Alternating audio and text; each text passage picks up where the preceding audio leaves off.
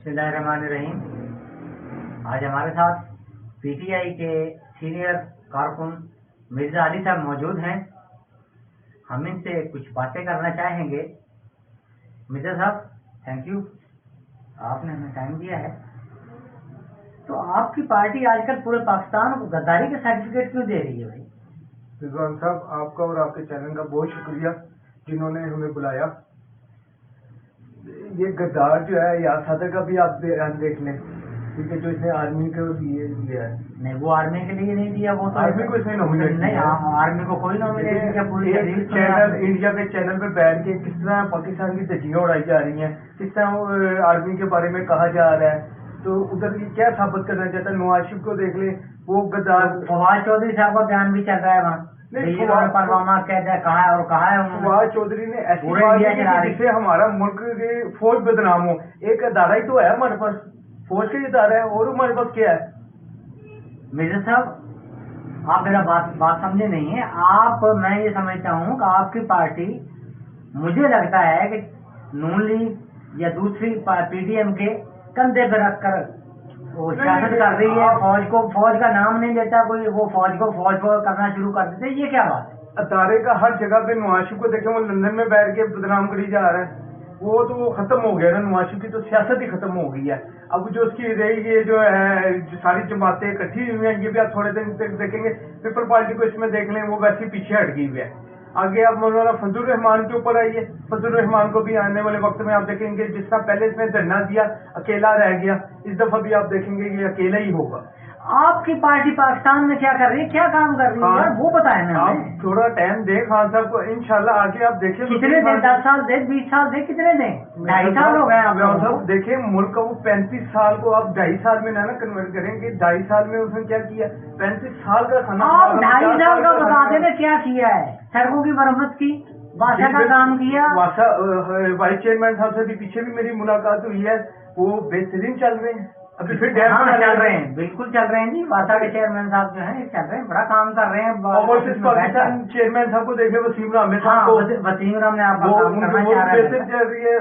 आप आगे इंटरनेशनल पे देखिए ना, पाकिस्तान का देखिए ग्राफ कितना ऊपर चला गया। बिल्कुल इंटरनेशनल लेवल पे देखिए, गली मोहल्लों में भी इंशाल्लाह ये जो मसाइल है ये जल्दी आपको नजर आएगा। अभी हेल्थ कार्ड फिर ये देने खान साहब ने कहा अगले साल। आपके हेल्थ कार्ड का पहले क्या फायदा हुआ है? नहीं, वो अब चले इस्तेमाल हुआ कहीं? किसी ने इस्तेमाल किया? अब ये आप लोगों ने ड्रामा किया ना? नहीं, डॉक्टर यास्मीन राशिदा अभी फिर और खान साहब की क्यादत में ये इंशाल्लाह फिर 20,000 लोगों को देने लगे। भाई, आप 20 लाख को भी दे दें, अच्छा आगे 70 लाख को दिया, लेकिन वहाँ इस्तेमाल नहीं हो रहा। आप किसी ने कहा है भी हमने इस्तेमाल किया है, कहीं से कोई इलाज हुआ है? बीच में देख लें, मसाइल भी तो देख लें। हुकूमत के लिए चैलेंज कितने ज्यादा आगे बीच में, कि एक चीज से हटते हैं दूसरे में फंस जाते हैं।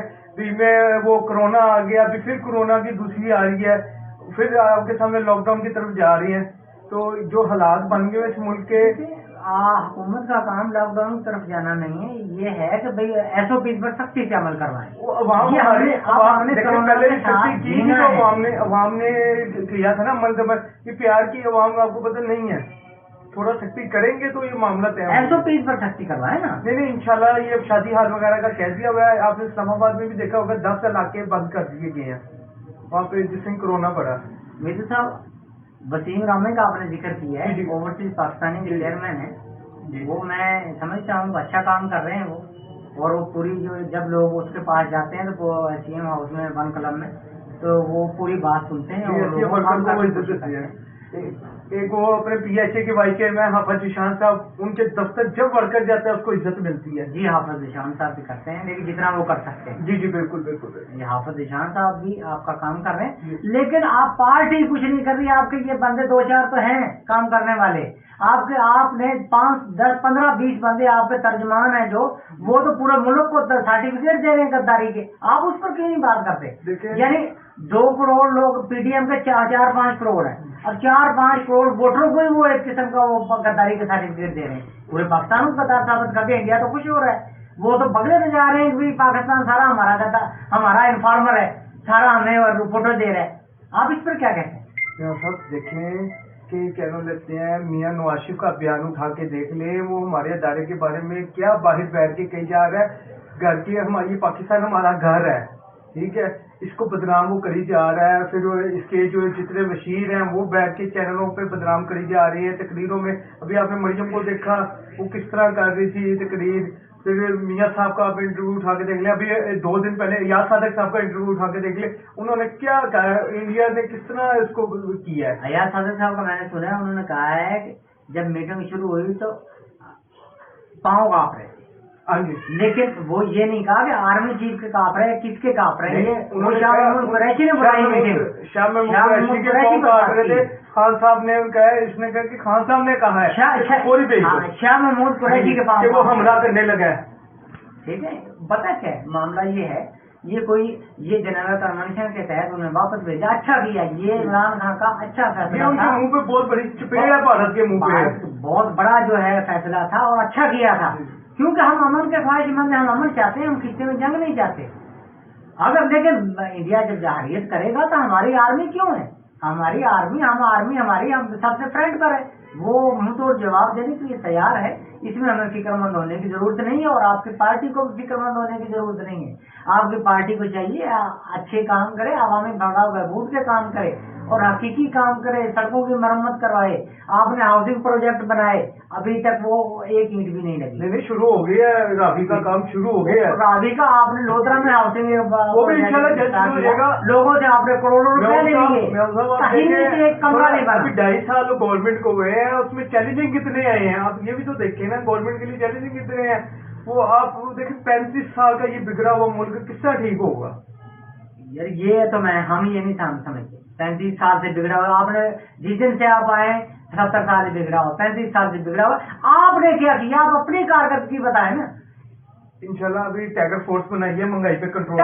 ٹائیگر فورس کا کیا تعلق ہے, وہ ایک وہ سرکاری ادارہ نہیں ہے, سرکاری سینکڑوں سرکاری ادارے ہیں. وہ نشاندہی خان صاحب نے اس لیے بنائی ہے کہ وہ نشاندہی کریں گے. جو وسائل ہے اس کی ایپ بھی ڈاؤن لوڈ ہے, آپ نے دیکھی ہوگی کہ اس کی ایک ایپ بنا دی گئی ہے کہ اگر کوئی دکاندار کوئی مہنگا سامان بیچتا ہے اس کی تصویر کھینچ کے پوری واٹس ایپ کرے.